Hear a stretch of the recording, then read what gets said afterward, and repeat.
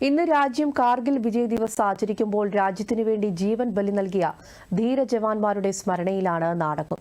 അവസാന ശ്വാസം വരെയും ജന്മനാടിനു വേണ്ടി പോരാടി വീരമൃത്യു വരിച്ച തിരുവനന്തപുരം സ്വദേശി ക്യാപ്റ്റൻ ജെറി പ്രേംരാജിനെ കേരളത്തിന് ഒരിക്കലും മറക്കാനാവില്ല. റിപ്പോർട്ട് കാണാം. തിരുവനന്തപുരം വെങ്ങാനൂർ സ്വദേശിയായ ക്യാപ്റ്റൻ ജെറി പ്രേംരാജിന്റെ ഓർമ്മകൾ രാജ്യസ്നേഹത്തിന്റെ ഉദാത്തമായ ഉദാഹരണമാണ്. പിറന്ന നാടിന് ആയുസിന്റെ വില നൽകിയവൻ, ഇന്ത്യ എന്ന വികാരത്തിന് സ്വന്തം സ്വപ്നങ്ങളെക്കാൾ പ്രാമുഖ്യം നൽകിയവൻ. തിരുവനന്തപുരം ജില്ലയിലെ വിനോദസഞ്ചാര കേന്ദ്രമായ കോവളത്തിനടുത്തുള്ള വെങ്ങാനൂരിലാണ് ക്യാപ്റ്റൻ ജെറി പ്രേംരാജ് ജനിച്ചത്. ചെല്ലഭവനിൽ രത്നരാജിന്റെയും ചെല്ലത്തായുടെയും ഇളയ മകൻ. കുട്ടിക്കാലം മുതൽ തന്നെ സാഹസങ്ങളോട് താല്പര്യം കാണിച്ചിരുന്ന ജെറി ആഗ്രഹം പോലെ തന്നെ കരസേനയുടെ ഭാഗമായി മാറി. വിവാഹം കഴിഞ്ഞ കൃത്യം 40 ദിവസം പിന്നിട്ടപ്പോൾ സൈന്യത്തിന്റെ വിളിയെത്തി. ഉടനെ എത്തിച്ചേരുക. ഗ്രാസ് സെക്ടറിലെ ടൈഗർ ഹിൽ ഉൾപ്പെടെയുള്ള പ്രദേശങ്ങളിൽ അപ്പോഴേക്കും ശക്തമായ പോരാട്ടം ആരംഭിച്ചു കഴിഞ്ഞിരുന്നു. 1999 ജൂലൈ 7 ആരംഭിച്ച ഇന്ത്യ പാക് യുദ്ധത്തിൽ ഗുരുതരമായി പരിക്കേറ്റിട്ടും ക്യാപ്റ്റൻ ജെറി പ്രേംരാജ് ശത്രുപക്ഷത്തിന് കനത്ത നാശം വിതയ്ക്കുന്ന ലക്ഷ്യത്തിലെത്തും വരെ ഗുരുതര പരിക്കുകളോടെ ജന്മനാടിനു വേണ്ടി പോരാടി. പാക് ബങ്കറുകൾ പൂർണ്ണമായി തകർത്ത ശേഷമാണ് ക്യാപ്റ്റൻ മരണത്തിന് കീഴടങ്ങിയത്. അവസാന നിമിഷം വരെ ശത്രുസേനയെ തകർക്കാൻ മുന്നിൽ നിന്ന് നയിച്ച പോരാട്ട വീര്യമാണ് ക്യാപ്റ്റൻ ജന്മനാടിനെ സമർപ്പിച്ചത്. ജൂലൈ 5-ാം തീയതി ഞാൻ അവിടെ നിന്ന് ഒരു കത്ത് കിട്ടി.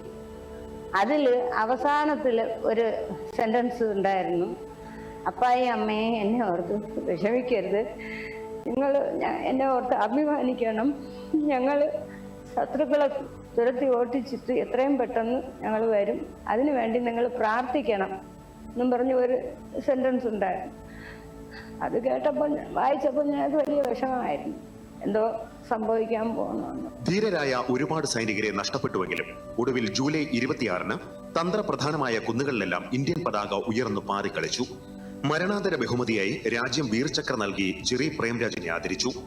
0.4875, അതായത് ട്വിൻ ബംസ് എന്ന് പറഞ്ഞിട്ട് കാർഗിലിലെ ടൈഗർ ഹിലിനടുത്തുള്ള ഒരു കുന്നിൽ വെച്ചിട്ടാണ് ഇത് സംഭവിക്കുന്നത്. ആദ്യത്തെ വെടിയുണ്ട വലത്തെ കൈയിൽ കൊണ്ടു. പിന്നീട് ഒരു 5 വെടിയുടെ ജെറിയുടെ ദേഹത്ത് കൊണ്ടിട്ടുണ്ട്. ജൂലൈ 11-നാണ് ജെറിയുടെ ബോഡിയുടെ കൊണ്ടുവരുന്നത്. ഒരു ബോക്സ് കൊണ്ടുവന്നിവിടെ വെച്ചു തുറന്നിട്ടില്ല. ഞങ്ങളാരും ജെറി മരിച്ചു കിടക്കുന്നത് കണ്ടിട്ടില്ല. അതുകൊണ്ട് തന്നെ ജെറി മരിച്ചിട്ടുണ്ടെന്ന് ഞങ്ങൾക്ക് ഇപ്പോഴും വിശ്വസിക്കാൻ സാധിക്കുന്നില്ല. എല്ലാവരും ഞങ്ങളെ സ്നേഹിക്കുന്നു, ആദരിക്കുന്നു. അതിൽ രാജ്യത്തിന് വേണ്ടി മരിച്ചതിൽ ഏറെ അഭിമാനമുണ്ട്. പോരാട്ട വീര്യത്തിന് നായകത്വവും പകർന്ന് അവസാന ശ്വാസം വരെ നാടിനു വേണ്ടി പോരാടിയ ധീര ജവാന്മാരെ നമുക്ക് മറക്കാൻ കഴിയില്ല.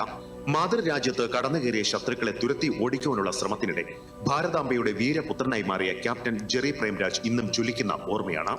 ശത്രുവിന്റെ വെടിയുണ്ട നെഞ്ചിൽ തറഞ്ഞു കയറിയിട്ടും ശ്വാസം നിലയ്ക്കും വരെ ജന്മനാടിനു വേണ്ടി പോരാടിയ ധീര ജവാൻ ക്യാപ്റ്റൻ ജെറി പ്രേംരാജിന് ഈ കാർഗിൽ വിജയ് ദിവസിൽ ഹൃദയത്തിൽ നിന്നും ഒരു big salute. Sathyaraj, DD news, Thiruvananthapuram.